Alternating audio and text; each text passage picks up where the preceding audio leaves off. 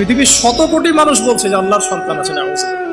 আর আল্লাহ পাক সূরা মারিয়ামের মধ্যে বলছেন যে এই যে তারা এই কথাটা বলছে, ইত্তাখাযাল্লাহু ওয়ালাদা, আল্লাহ পাক সন্তান গ্রহণ করেছেন, তার নাম ঈসা আলাইহিস সালাম, নাউযুবিল্লাহ।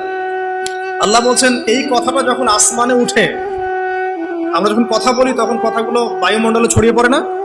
এই কথা যখন বায়ুমণ্ডলে ছড়িয়ে পড়ে, আসমানের দিকে ওঠে, তখন আসমান এবং জমিন লজ্জায়, অপমানে, কষ্টে ফেটে পড়তে চায় যখন এই কথাটা মানুষ বলে, ইত্তাখাযাল্লাহু ওয়ালাদা, নাউযুবিল্লাহ।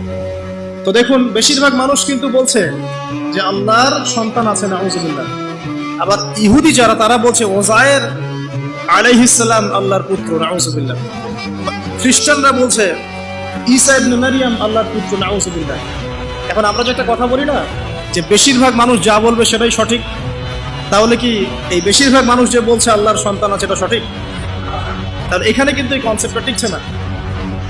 বেশিরভাগ মানুষ যা বলবে তা সঠিক হবে তখনই যখন তাদের কথা কুরআন সুন্নাহর মানদণ্ড হবে।